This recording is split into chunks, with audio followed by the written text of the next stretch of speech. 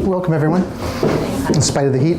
When Andrea came to me and asked, actually, she initially asked me to do an appraisal day, and then asked if I would do two, and I said sure, and then she sprung on me, well, one of them will be a talk instead, and she kind of snuck that in on me. But when we were having the conversation, and she brought up how there is this disagreement, even controversy among people about what is and is not a Nantucket basket, I thought, well, you don't have to look any further for a great thing to talk about, because there shouldn't be a controversy. It should be pretty easy. There's an entire science to this, taxonomy, that works for birds, fish, flowers. You pick up a dichotomous key, a field guide, and it's very definitive. Is this or is this not what you're looking at? There's general rules and things that we all agree on how to go about doing this, so it shouldn't be hard to do the same thing for baskets. The main strategy they use is, as I said, a dichotomous key, where the choices, the criteria come down to a yes or no. And there's no room for maybes or sometimes or gee, I don't know if that's a basket or not. You ask a series of questions and either it is or it isn't, and that defines your whole category. To start with, we really have to look at the history. If you talk to dealers, collectors, if you go online and read about histories of Nantucket baskets, you see a lot of different ideas put forward of varying merit. Some just really don't hold water at all. One of the first ones people like to talk about is that the Nantucket basket descended from the Native American baskets out here. The Indians made baskets here, and that evolved into the Nantucket basket. Doesn't hold water. Indians made baskets here and everywhere, but everyone in the world made baskets. If you wanted to say because someone was out here making a basket, then you could say this is derived from an Egyptian basket from 5000 BC.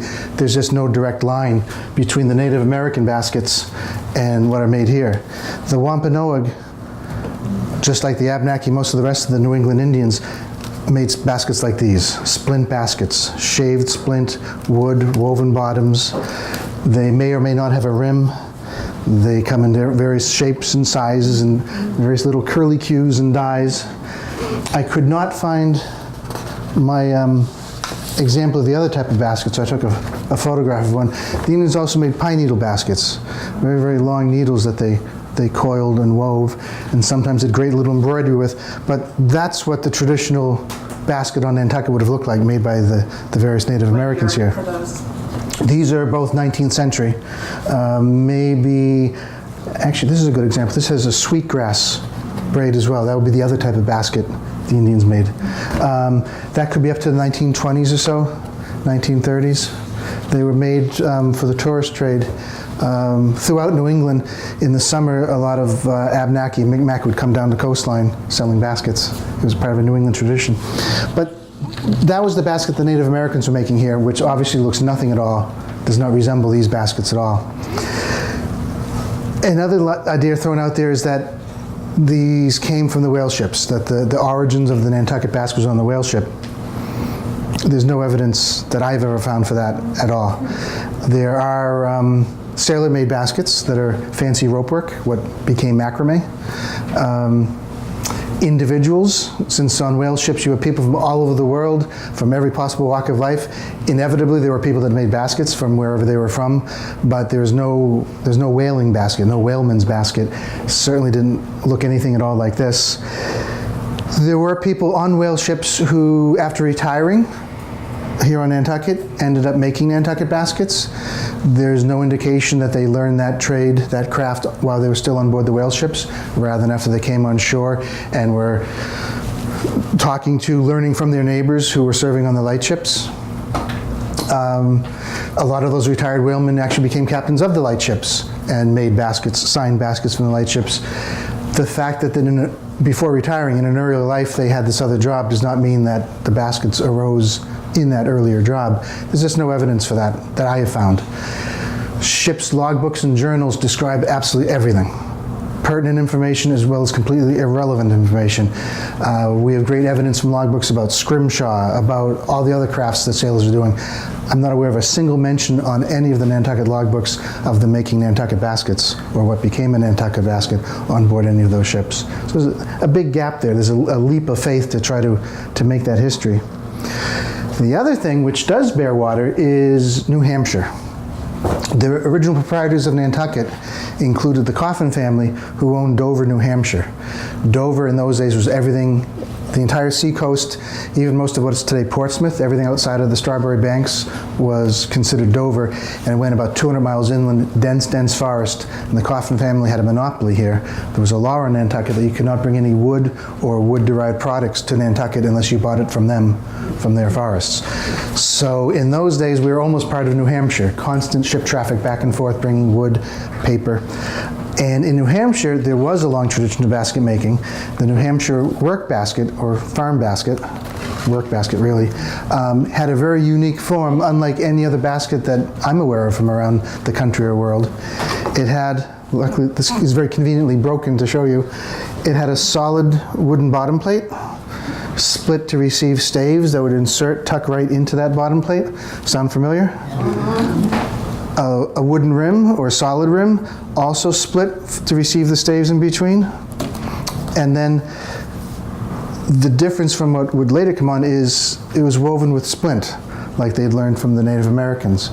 The Shakers invented these great little hand machines to shave splints like this for basket weaving. So these were all over Nantucket, had to have been all over Nantucket in those early days from the 17th century onwards, from the trade with New Hampshire. So we did have this here as a tradition to draw on. That's a very good indication of where these all came from. I think there's really no question that that's where these all evolved from. Now to get into defining it, you have to come up with certain criteria. The one that's probably said the first, and I hear the most, is that, well, it has to be made on Nantucket. There's a lot of very strong, adamant adherence to that it must be made on Nantucket. And unfortunately, that really just doesn't work. That can't be a criteria. In most cases, we don't know. If that was a defining characteristic that we know that they would have to have been made here, then the vast majority of antique baskets would be eliminated. All those ones from the Lightship that aren't signed, we couldn't consider a Nantucket basket because we have no actual proof. Unless you were there that day, it's what looks like a duck and walks like a duck, but unless you were in the pond with the duck, you can't prove that it was made on the Lightship. You wouldn't be able to call it a Nantucket basket. Some makers do both. Up till today, you look at like Jerry Brown, for instance. He's a long-time, very well-respected, admired basket maker down on South Wharf. There's no question no one would ever think of claiming that his baskets were not a Nantucket basket. He's here all summer long weaving them. In the off-season, he's back with his family in Amesbury? Somewhere North Shore, as I recall. And he's weaving all winter. So if we took the island criteria, half of his baskets aren't Nantucket baskets, the other half are. The two side by side on a shelf, we would not be able to tell apart, but we're trying to say then that half of those aren't. You can see how this just leads to disaster. There's no future in that definition.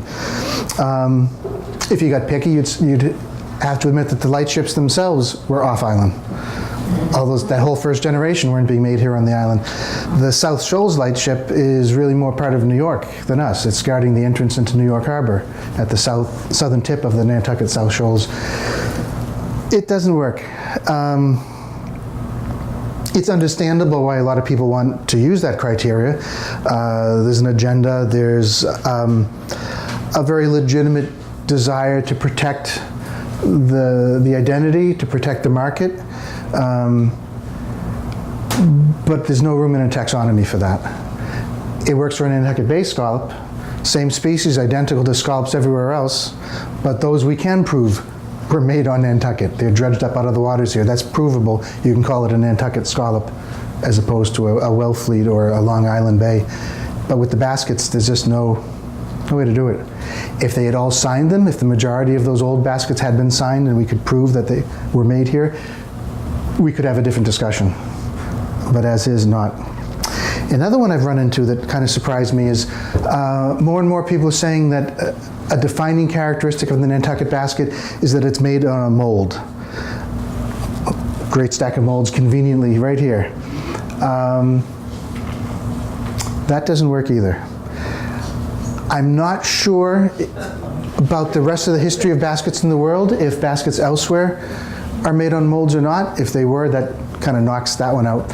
But even just of the ones that we know are made here on Nantucket, they weren't always made on molds. A lot of the Lightship period baskets were not made on molds. In more modern times, Jose Reyes, the best known, or the most sought after of the modern makers, early on did not use molds.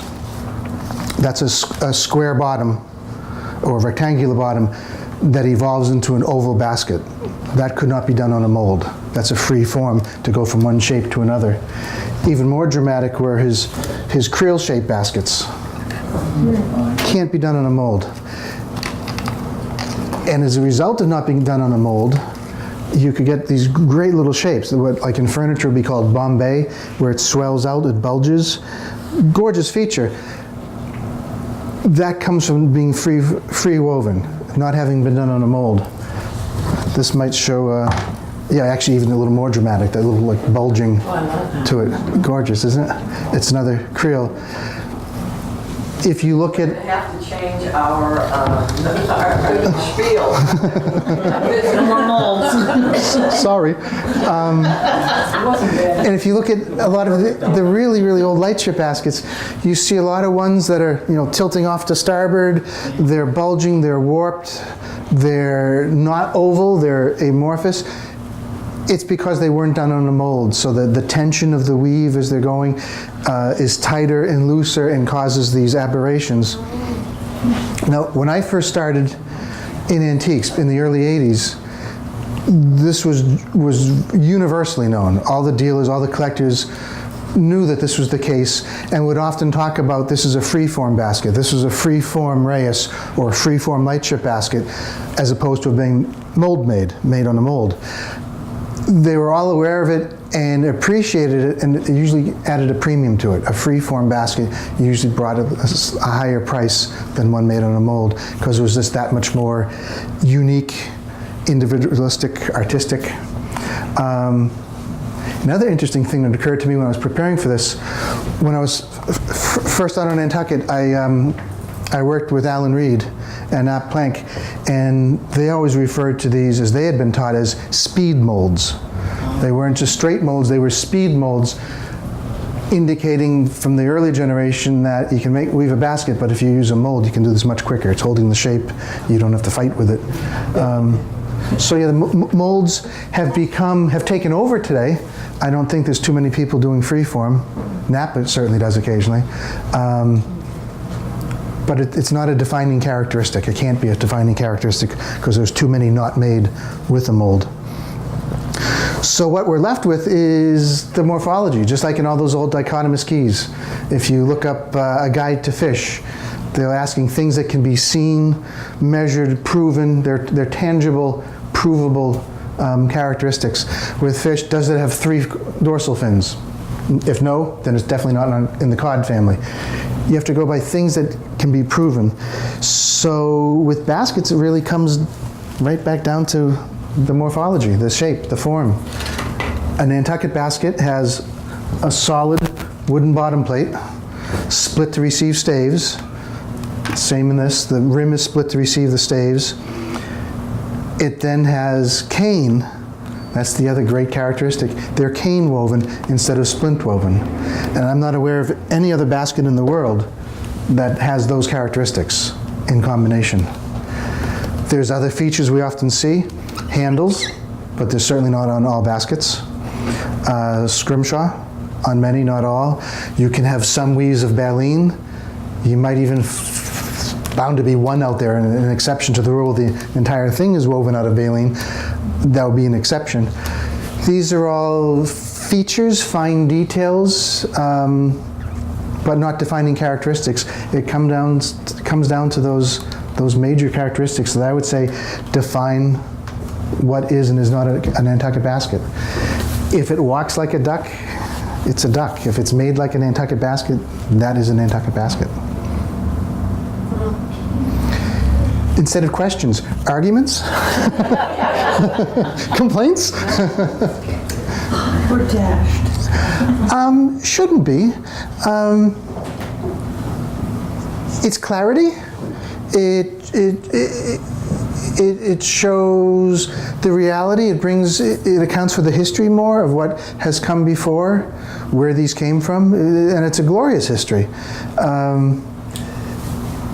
There's not a need to say, oh, those whalers on those long voyages started weaving baskets. The actual provable history is absolutely fascinating out on the lightships. Yeah, don't be dashed. I have a question. Absolutely. How do you categorize the more modern baskets that are being made out of non-traditional materials? Like the baleen. I've seen baskets made entirely of baleen that look like Like a lot of the coming from Alaska. Well, Fred Healy makes them too, based on what's coming out of Alaska. Yeah, it's and the inlay, solid wooden tops with inlay. There are a lot of these variations. It's like any craft, any living craft is continuing to evolve. 30 years from now, 50 years from now, there might be an entirely different definition. It might have to be expanded to include these other variations. There are Nantucket baskets that aren't baskets. Furniture. Michael Caine made a fountain, didn't he? I think there's Three-tiered sewing. I've seen those. Yeah. Lamps and Coffee tables, mirrors, lampshades. I know of someone who very sacrilegiously made a Frisbee. So what's the difference between a Nantucket basket and a Lightship basket?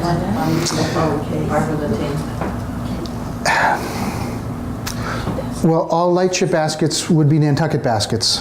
Right. They're still all, they're Nantucket, they're called Nantucket baskets. Nantucket basket.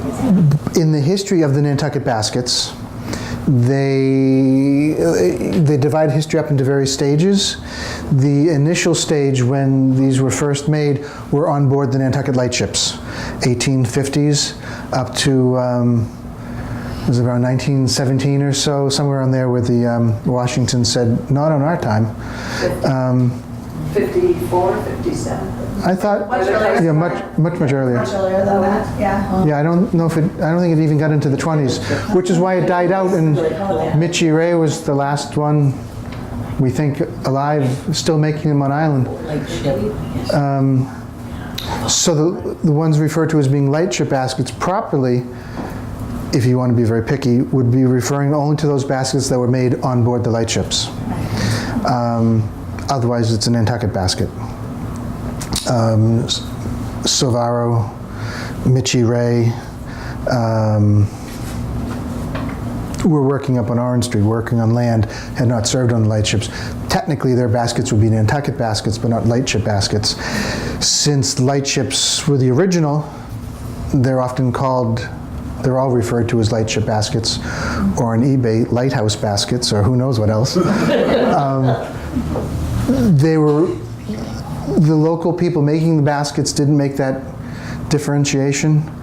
They knew them. They were just baskets, and they made baskets. They weren't that concerned about this type of defining that we're doing. So it was right up probably to Jose Reyes. They were probably mostly all still being called Lightship baskets until Jose called his Friendship baskets, because he saw very clearly that he was not part of that lighthouse tradition. He was We found too, they were called in the newspaper and in the agricultural fair records, they were called rattan. Rattan baskets being what they're made of.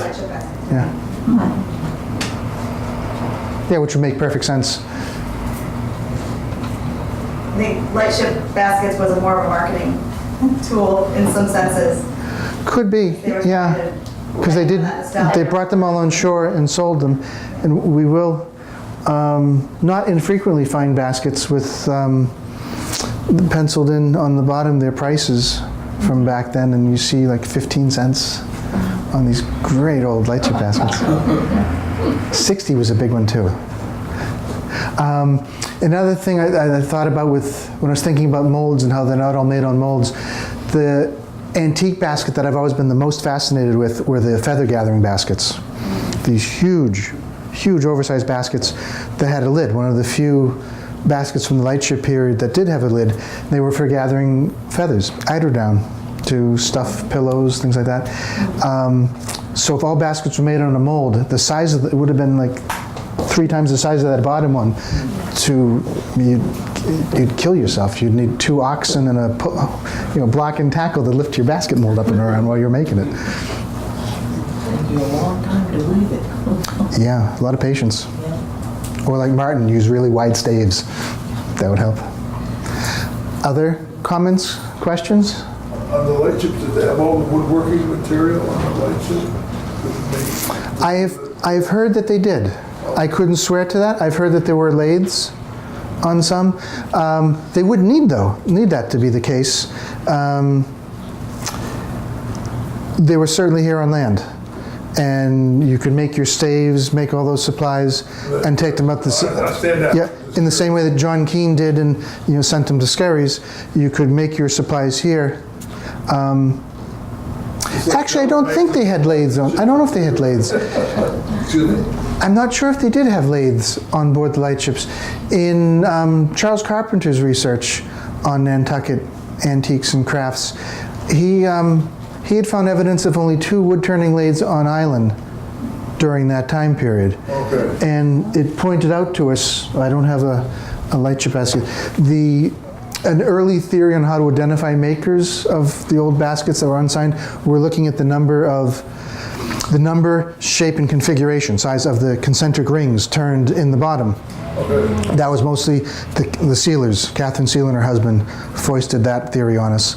And Carpenter pointed out, well, there's only 2 lathes to turn those on island, so it's not an indication. If it's an indication of anything, it wouldn't be so much the maker of the basket, as it would be more an indication of which of the 2 guys who own the lathes you went to turn the plates for you.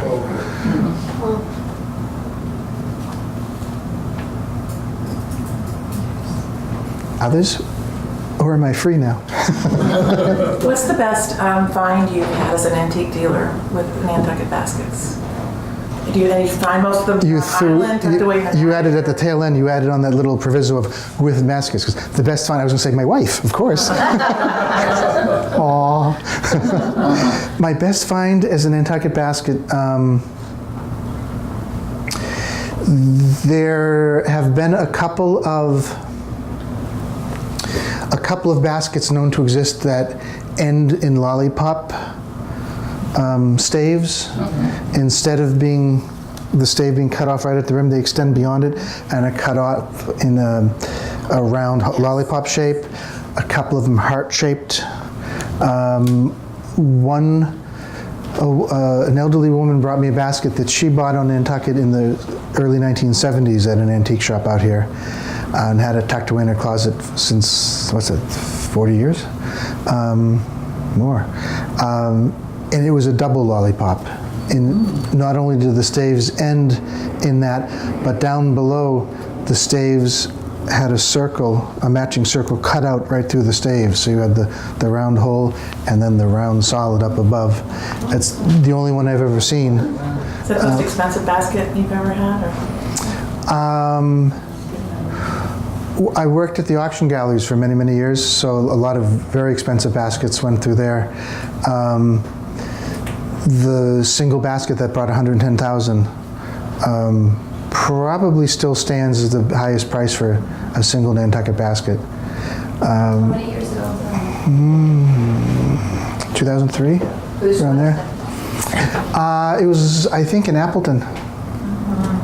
Appletons have always done very well at the local auction gallery for some reason. His baskets vary, but the finer ones, there's just a couple collectors that keep going after them. So cleverly, the gallery would save a good Appleton for their annual August sale and put it in.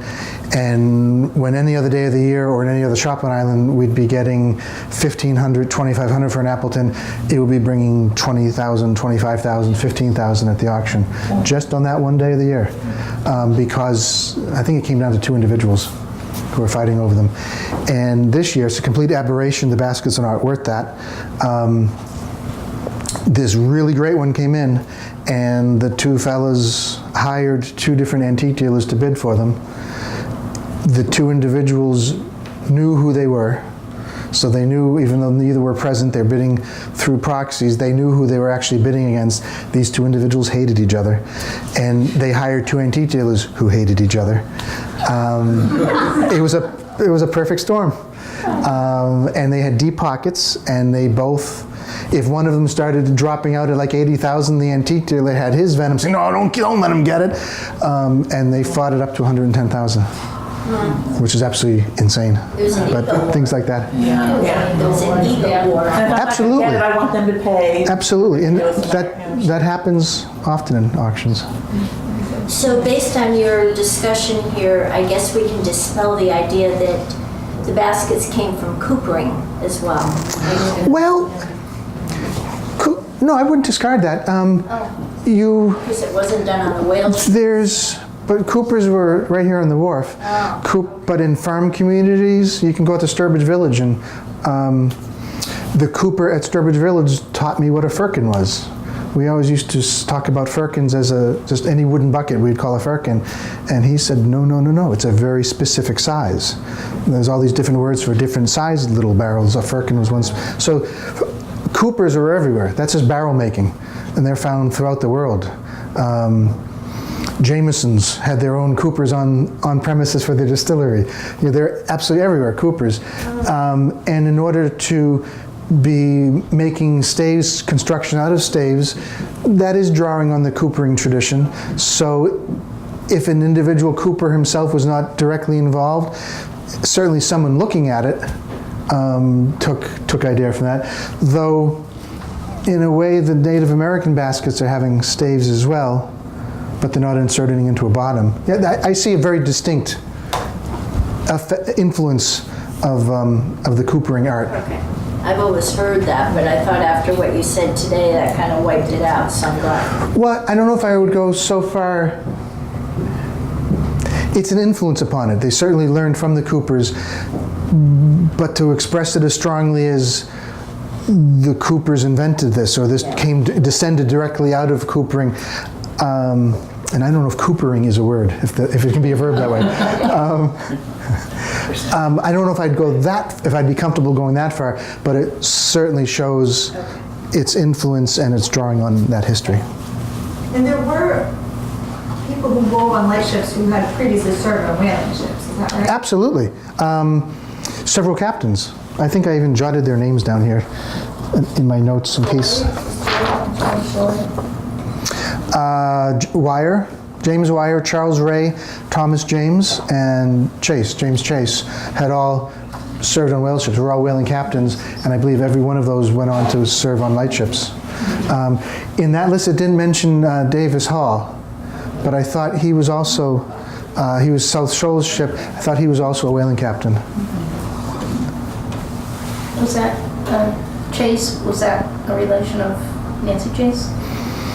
Yes. I think they're all related. All chasing each other. An easier, all-inclusive answer if it was Gardner or Perry or something. Now, were they the ones related to Nancy? Yes. Small island and a friendly island.